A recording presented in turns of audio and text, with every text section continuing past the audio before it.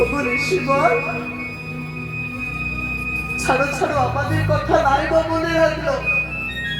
এখন তার মা যশোদার কথা কি ভুলে গেছে ঋষিবর? জানো ঋষিবর, জানো, সেই সেই দুঃখিনী মা যশোদা কেঁদে কেঁদে আজ অন্ধ হয়ে গেছে ঋষিবর। বাদ দাও। জানো জানো, যখন আমাদের ব্রজে ছিল তার পিতানন্দের চরণের কলমগুলো মস্তকে ধরেছিল, সে কথা কি আজ ভুলে গেছে বলো ঋষিবর? না না, সে কথা বাদ দাও। এই সমগ্র গোকুলকে তিনি রক্ষা করেছিলেন গিরি গোবর্ধন উত্তোলন করে। হ্যাঁ গো, এই কথা কি আজ আমার প্রভু একবারও বলে? তার সখাদের কথা কি বলে?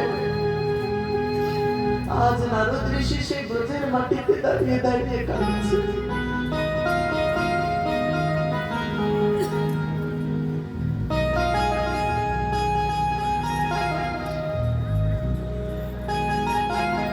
আরে নারদ ঋষি বলছে, ওগো গোপী, তোমাদের প্রেম শ্রেষ্ঠ, তোমাদের জীবন শ্রেষ্ঠ।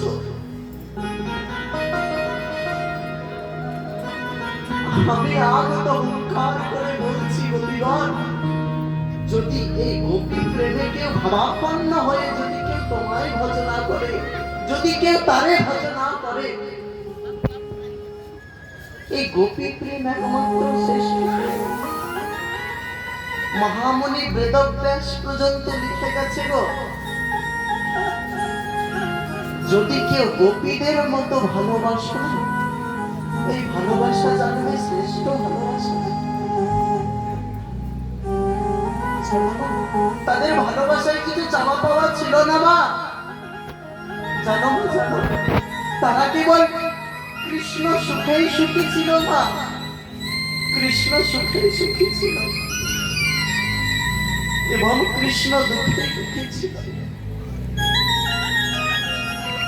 তারা আমার ভগবান খুশি থাকলে তারা খুশি থাকতো, কেবল নয়নে একটু দর্শন করার জন্য সে ব্রজ গোপিনীগণ তার কলসের পূর্ণ জলকে ফেলে দিয়ে পুনরায় যমুনায় যেতেন মা। জানো মা, দধি বিক্রয় করতে যেতেন সেই মথুরা নগরে, ভগবানকে দর্শন না হলে সে কদমকুণ্ডের ঘাটে বসে থাকতো, সেই যমুনার সেই কদম বৃক্ষের ঘাটে তারা বসে থাকতো যে কখন গোচারণ হয়ে ফিরে আসবে। আর ঘরে কি বলতো জানো, আজ মথুরায় আমাদের দধি বিক্রয় করতে দেরি হয়ে গেছে, আজ খদ্দের আসে নাই।